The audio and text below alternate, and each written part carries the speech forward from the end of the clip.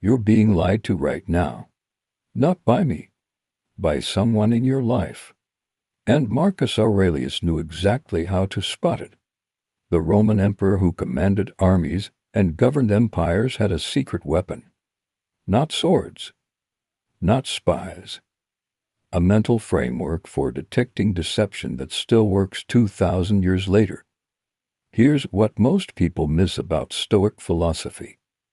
It wasn't just about being calm. It was about seeing reality clearly. And nothing distorts reality faster than lies. Stay with me, because what you're about to learn will change every conversation you have. Marcus Aurelius lived in a world of professional liars. Senators who smiled while plotting coups. Generals who exaggerated victories. Merchants who sold poison as medicine. Sound familiar? The average person encounters 200 lies per day according to recent studies. From social media. From colleagues. From people we trust. But here's what's fascinating. Marcus didn't rely on gut feelings or intuition. He built a system. A philosophical lie detector based on Stoic principles. And it's documented right there in his private journal's meditations. The book he never intended anyone to read, which means these aren't polished theories. This is what actually worked when his life depended on it, when generals lied about troop numbers, when advisors lied about grain supplies, when supposed allies lied about their loyalty. So let me show you how he did it. Because this isn't ancient history. This is a weapon you can use today. Technique number 1, the contradiction test. Marcus wrote, the first rule, don't be anxious. Pay attention. Here's what he meant. When someone lies, they create two realities. The truth they're hiding, and the fiction they're selling. These realities contradict each other. Always. Watch for this pattern. Someone tells you they're too busy to help with your project, but you see them posting on social media all afternoon. Contradiction.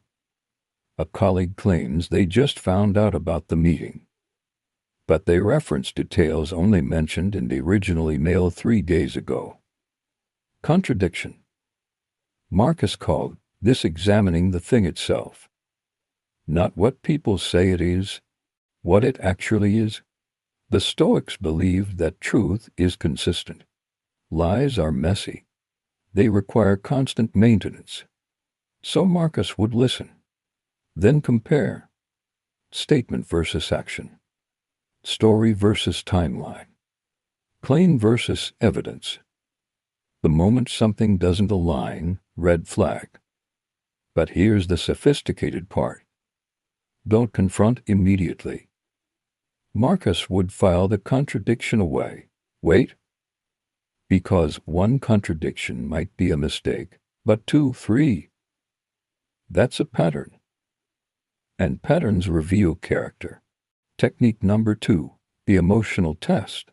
This one's counterintuitive. Marcus wrote, the liar fears your reaction more than you fear their lie. Think about it. When you tell the truth, you're relaxed. You don't need to control the conversation. You don't need to manage anyone's emotions. But liars, they're performing. Watch their eyes when you ask follow-up questions. Do they look relieved when you change the subject? That's fear escaping. Watch their body language when they're explaining. Do they overgesture? Talk faster? That's compensation for lack of confidence. Here's a specific example Marcus documented. A general reported a complete victory in Germania. But when Marcus asked about casualty numbers, the general's voice got defensive. His posture shifted. He started blaming subordinates for poor record-keeping. Marcus knew immediately. Not because the general showed obvious signs of lying, but because His emotional energy was all wrong. Truth is neutral. It doesn't need defense. The Stoics practiced something called apatheia. Not apathy, clarity. The ability to observe without judgment. When you're calm, you notice everything. The micro-expressions, the slight hesitations, the overcompensations. Marcus trained himself to stay emotionally flat during important conversations. Not cold, just clear. Because the moment you react emotionally to a lie, you lose your ability to detect it. The liar knows they got you. Technique number 3, the motive test. This is where Marcus separated himself from amateurs. He wrote, "Ask not if they're lying. Ask why they would need to." Everyone has incentives. Understanding them is how you predict behavior. Marcus would map out what he called the architecture of interest. What does this person gain from this story being true? What do they lose if it's false? Let me give you a modern example. Your business partner tells you a competitor offered them a better deal, but they're staying loyal to you. Question: what's their incentive? If the story is true, they look noble. They gain your trust. Maybe they're angling for better terms. If the story is false, they've manufactured leverage. Either way, they benefit. That's the motive. Marcus had a simple rule. Examine who profits from the narrative. In his court, there was a senator who constantly warned about barbarian threats, always asking for more military funding, always claiming inside intelligence. Marcus asked, who benefits if this threat is real? The senator, his military contractors, his political allies. Who benefits if this threat is exaggerated? Sane people. So Marcus sent his own scouts. The threat was real but inflated by 400%. The senator was mixing truth with fiction. The most dangerous kind of lie. Because it's harder to detect. Here's how you apply this. Before believing anything high stakes, ask, who wins if I believe this? If the person telling you has something to gain. Verify independently. Always. Technique number 4, the consistency test. Marcus wrote, character is revealed through time. Liars tell different versions of the same story. Not on purpose. They just forget. The cognitive load of maintaining a lie is enormous. So Marcus would do something brilliant.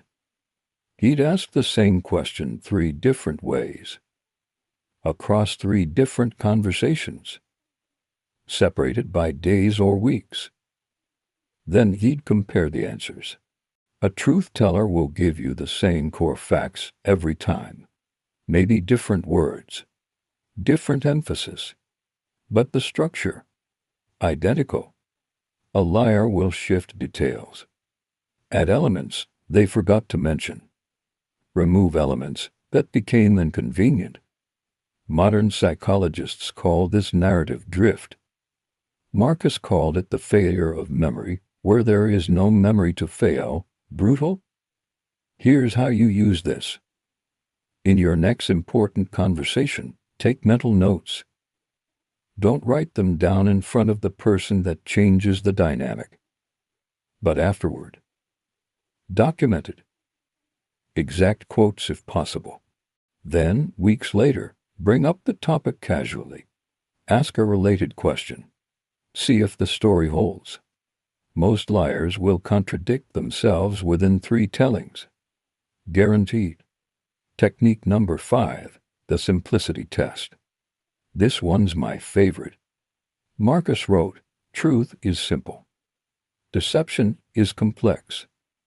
When someone tells you a straightforward story with too many details, they're lying. Truth doesn't need elaborate explanations.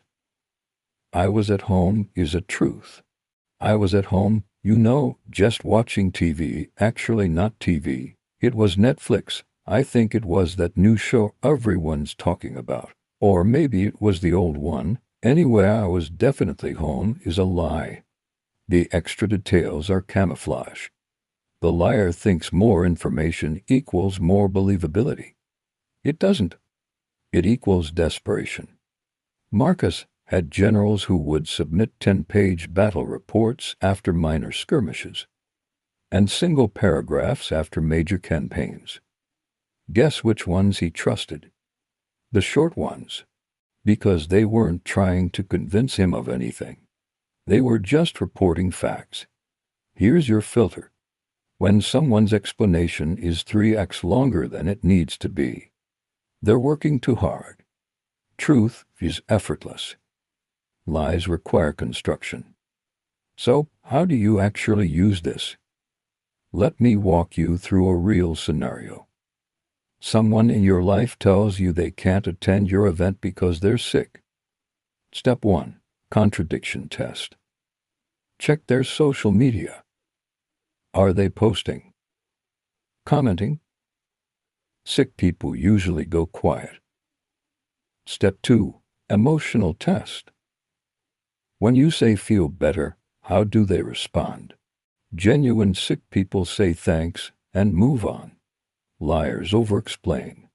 Yeah, it's really bad. I think it's the flu or maybe food poisoning. Definitely can't make it.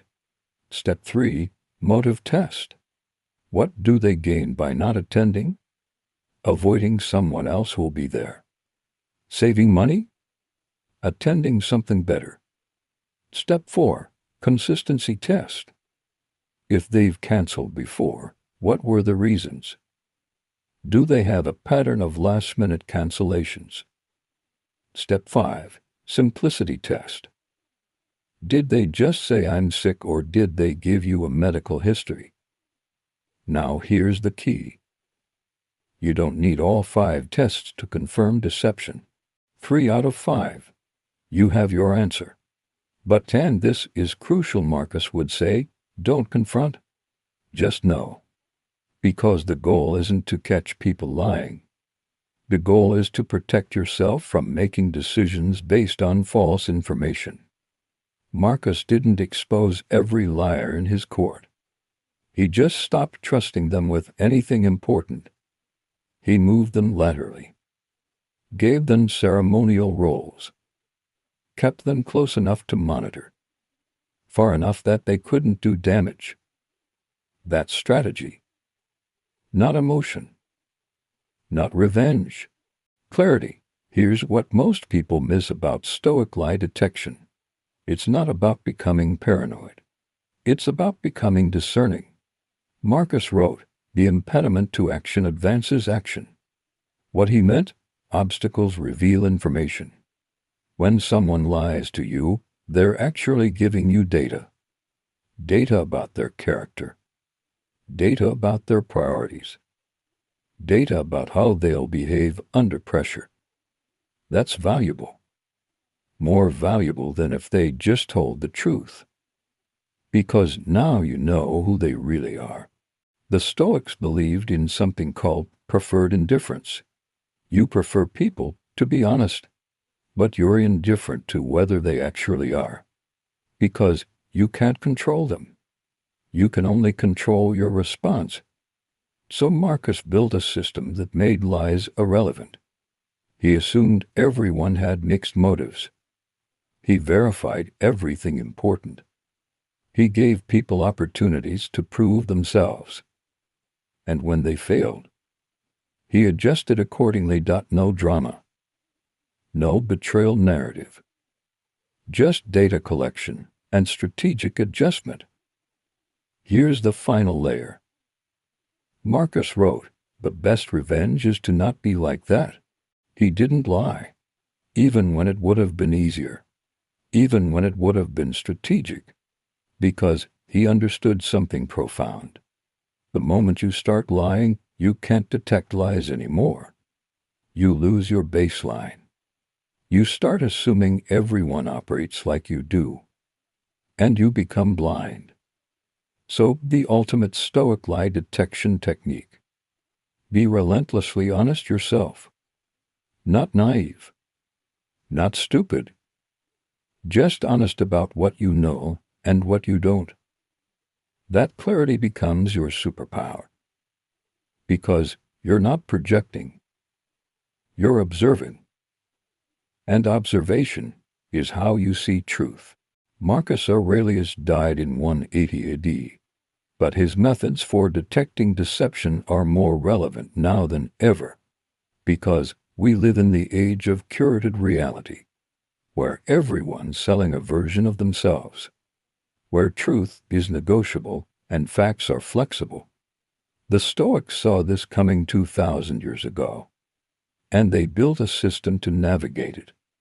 If this changed how you think about truth and lies, let me know in the comments.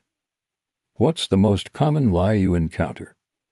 And if you want more Stoic strategies for modern life, you know what to do. Thanks for watching, and remember, truth doesn't need defense, it just needs observation.